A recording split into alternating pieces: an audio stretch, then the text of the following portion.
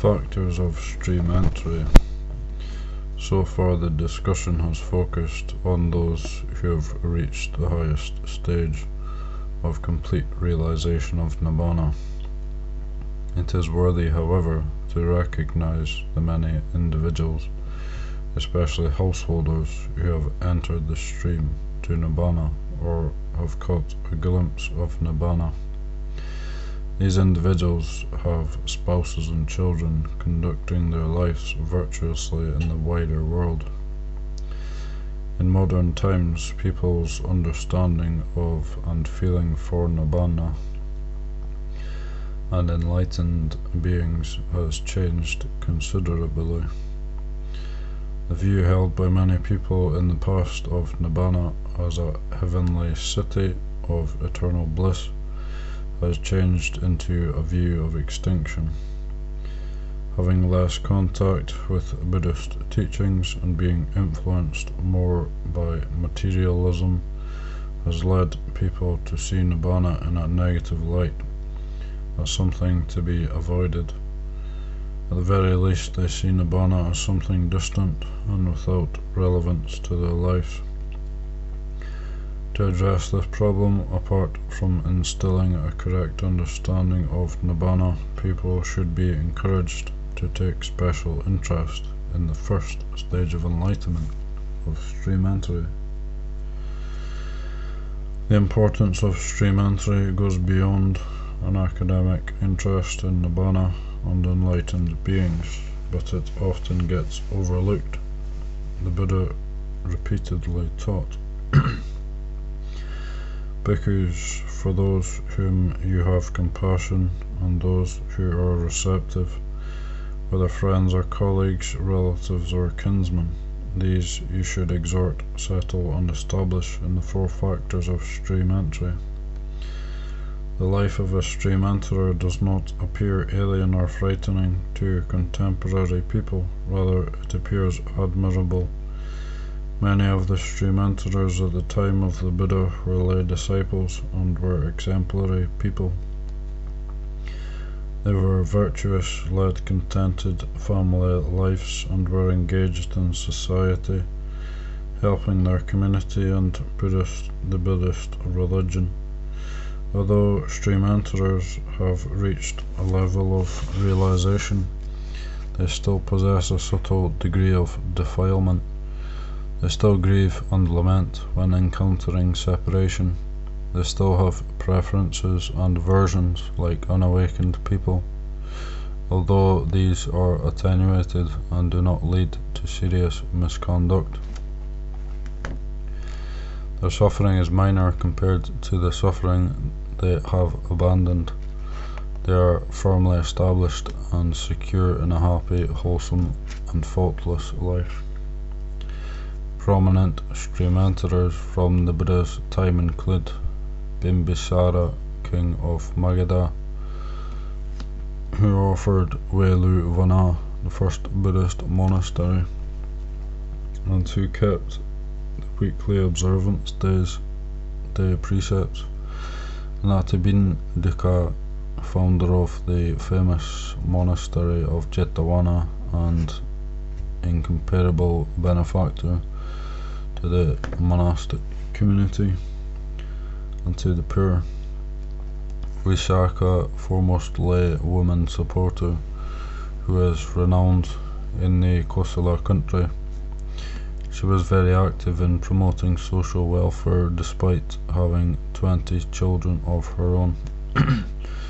Jawaka Komara Bhattacharya, celebrated physician of King Bimbisara, of the Buddha and of the monastic community, who is revered by traditional medicine practitioners to this day.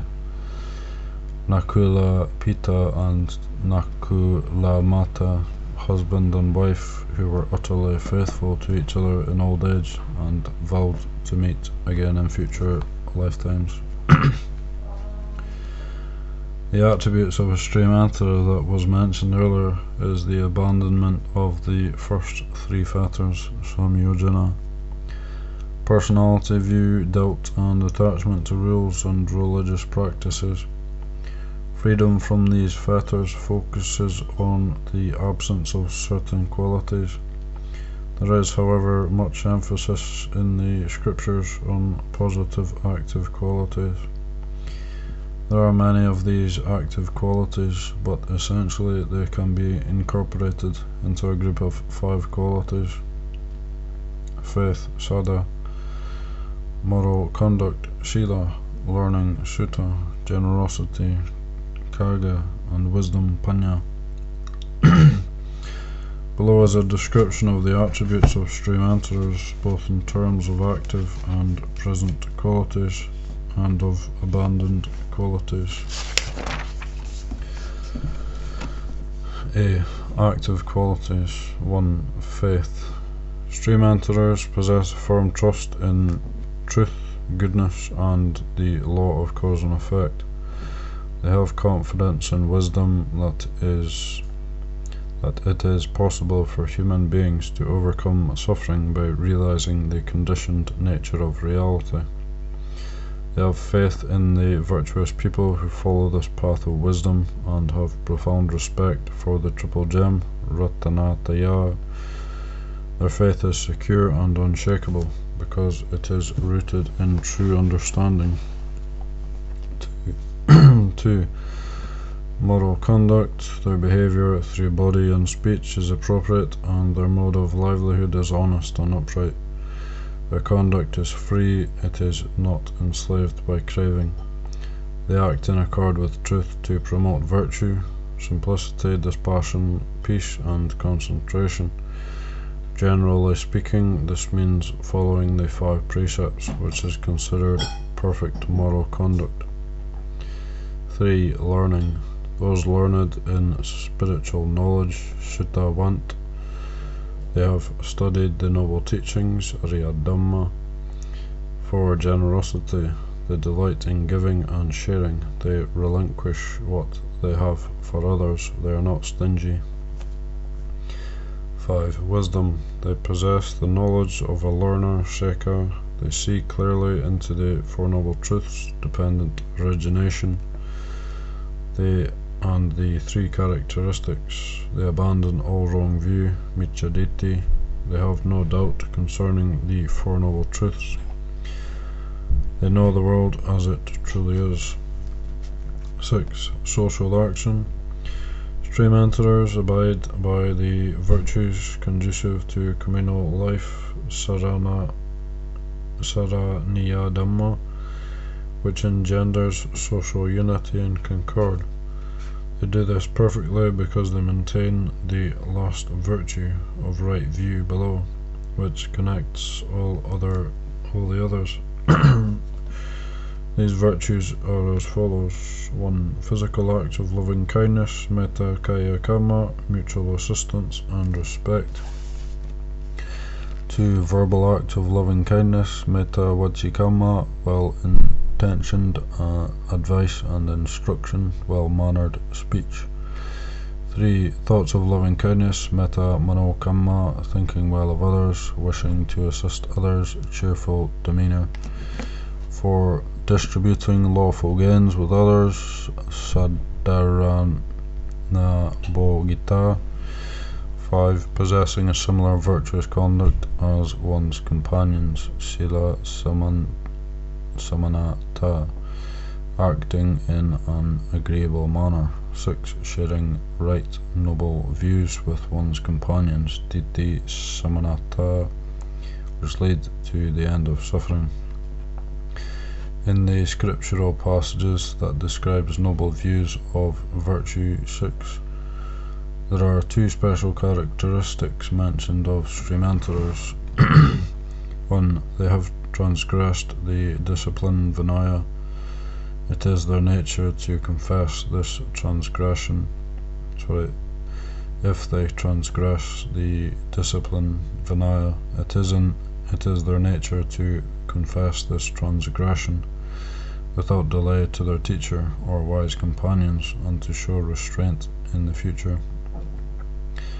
This restraint is similar to that shown by a young child who has touched a burning coal and immediately retracts his hand. 2. Although stream enterers endeavour to assist their companions with various activities, they have a keen interest for training in the higher virtue, the higher mind, and the higher wisdom, just as a cow with a new calf, while she grazes, watches her calf. So too does a stream enterer look to both the collective good and to personal progress on the path. 7. Happiness. Stream enterers have begun to experience transcendent happiness, which is profound and independent of material things. They have realized noble liberation, Arya Vimutti. B. Abandoned qualities. 1. Three fetters. 1. Sakaya Ditthi, the delusion in self, the mistaken belief in a self, which leads to selfishness, conflict and suffering. 2. Vicikicca, doubts and uncertainties concerning, for example, the Buddha, the Dhamma and the Sangha and the training. These doubts prevent the mind from arousing energy and advancing on the path. 3. Sila Bhatta Paramasa, the misapplication of moral precepts, rules, observances and traditions. These rules are not used as they are intended, as tools for developing such qualities as tranquility and concentration. Instead, they are tainted by craving and fixed views, by seeking personal reward, enhancing self-stature, or blindly following others. 2. 5 kinds of selfishness. Miccariya. 1. Possessiveness in regard to one's dwelling, avasa macariya. 2. Possessiveness in regard to one's family, group, institution, etc., partisanship, kula macariya. 3. Possessiveness in regard to one's wealth and good fortune, labha macariya, preventing others from sharing these gains. 4. Jealousy about one's reputation and social standing, vana macariya, displeasure when someone else competes for one's gain or beauty, intolerance when hearing praise for others. 5. Possessiveness in regard to the truth, dhamma macariya, possessiveness of knowledge and attainments, a fear that others will gain knowledge or attain realizations that match or excel one's own. 3. 4 biases, agati. 1. Bias caused by desire, chanda gati. 2. Bias caused by aversion, dosa gati. 3. Bias caused by delusion or stupidity, moha gati. 4. Bias caused by fear, bhaya gati. 4. Defilement. They have abandoned coarse or acute greed, raga, hatred, dosa and delusion, moha, which lead to an unhappy existence. Stream enterers do not commit any serious misdeeds which would lead to perdition. They are secure from rebirth in states of woe, apeya. 5. Suffering. They have quelled mental suffering and misfortune arising from transgressions of the 5 precepts. The suffering remaining for stream enterers is minor. The active qualities and the abandoned qualities are 2 sides of the same coin. The abandonment of personality view occurs with a profound understanding of the conditioned nature of reality. With the arising of this understanding, doubt vanishes and solid confidence based on wisdom remains. At the same time, moral precepts are observed appropriately, leading to conduct pleasing to awakened beings, Arya Kantasila. The attachment to rules and observances ends. When a person develops a generosity, selfishness wanes. Wisdom weakens the force of greed, hatred, and delusion, which in turn frees a person from bias and clinging. The reduction of clinging leads to a release from suffering and an experience of great joy. Stream enterers are endowed with virtue and happiness. There is adequate virtue to ensure that they will not cause danger, distress, or harm to anyone. On the contrary, their behavior will benefit both themselves and others. This virtue is secure because it stems from thorough knowledge, which leads to a new way of seeing the world. As for happiness, stream enterers have encountered a profound inner happiness that is of tremendous value. Although they still experience sensual or mundane pleasure, they are not carried away by this coarser form of happiness. They will not sacrifice the refined happiness to increase mundane happiness. Mundane happiness is balanced by transcendent happiness. This transcendent happiness is both a consequence of and a supporting factor of virtue. It is confirmation that a person will not regress, and it supports further spiritual growth. Stream entry is of great value to the person who has realized it and to society. The Buddha assigns stream entry to the first stage of enlightenment. It is the point where life as an awakened being begins.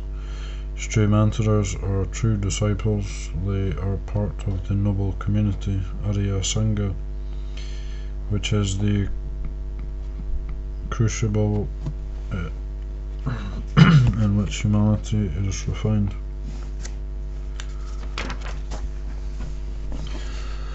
Buddha greatly emphasized the importance of stream entry and urged his disciples to set it as a goal for their lives. He said that the realization of stream entry is better than going to heaven, even an emperor, or attaining jhana. A teacher who is free from sensual lust due to the power of concentrative attainments and who leads his many disciples to merge with Brahma in heaven is considered excellent, but he is surpassed by the stream enterer who still has sensual lust.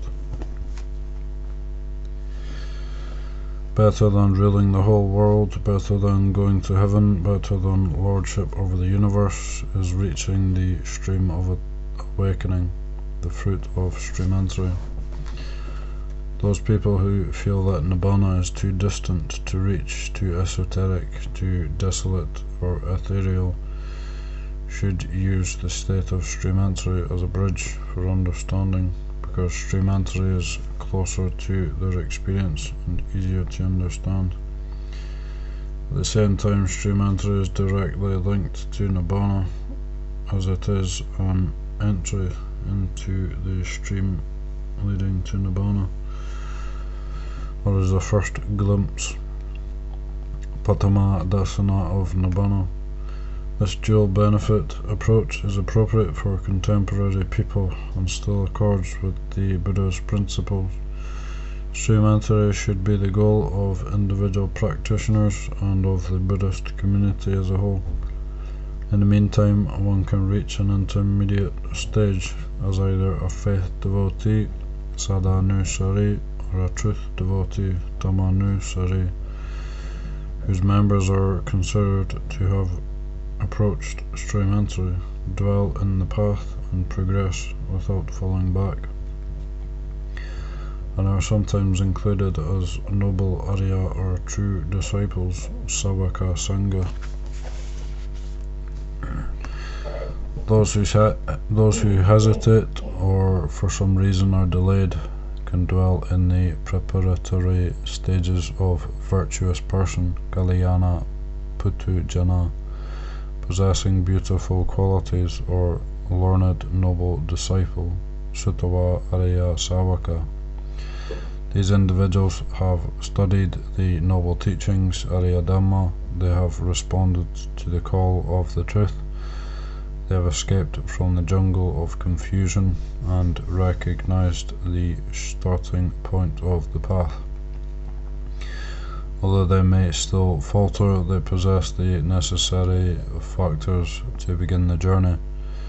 At the outset, these virtuous persons, whose faith, moral conduct, generosity and wisdom is not yet truly secure, can generate the quality of learning, sutta, of having listened, of seeking knowledge, until they reach the stage of great learning, bahu sutta, of being steadfast in knowledge. It is precisely this learning, sutta, that helps in the development of the noble path, beginning with a recognition of where the path begins. Indeed, correct understanding leads to faith, moral conduct, generosity and wisdom, because faith springs from such an understanding, followed by the energy to cultivate other virtues. These 5 qualities, learning, faith, morality, generosity and wisdom, are called the 5 mundane accomplishments, sampada, or the 5 mundane treasures, wadi. With the attainment of stream-entry, these 5 accomplishments or treasures become transcendent qualities. A notable feature of stream-enterers is that they are not possessive of their material wealth. Stream-enterers dwell at home with a mind devoid of the stain of stinginess, freely generous, delighting in giving and sharing. Whatever there is in their family that is suitable for giving, all that they share unreservedly among those who are virtuous and of good character. Because of this unbounded generosity, stream-enterers grow in virtue, but may diminish in material wealth, and the Buddha even established a training rule as a result of this trait. If the Bhikkhu Sangha sees that members of a family have increasing faith but diminishing wealth, it can formally assign them the title of Sekha, learner, regardless of whether they are actually enlightened or not. It is usually not impossible to determine the level of realization in another. Here behavior is used as the standard. If a monk who is not ill and has not been previously invited goes to members of this family and eats their food, he transgresses one of the training rules. From this example, one can discern 2 important principles. First, this training rule focuses on and declares a person's inner spiritual qualities for the benefit of the community, by dictating a standard of behavior suitable to the current circumstances. Second, it reveals how those people who are endowed with certain qualities, whose faith is correctly aligned with the Buddhist teachings, or who have realized the Dhamma as stream-enterers, do not seek reward for their good deeds. They do not chase after pleasurable sense objects for gratification. These questions do not arise for them. I have done good, why don't good things come back to me? Or, I have been generous, why am I not rich? I haven't got what I wanted. Stream-enterers possess not only the physical eye, which sees material things, but they have developed the eye of Dhamma, Dhammacakku, or the wisdom eye, which sees clearly into the truth. They have complete confidence in the power of goodness, a confidence that can never be shaken regardless of unfavourable material circumstances. When they have clearly seen the truth and walked the virtuous path, no one, including devas, can tempt them to deviate. They are steadfast in virtue. Commentaries use the example of Anathapindika to show the degree of a stream-enterer's rectitude. They cannot be enticed or intimidated by devas. On the contrary, devas pay respect to them.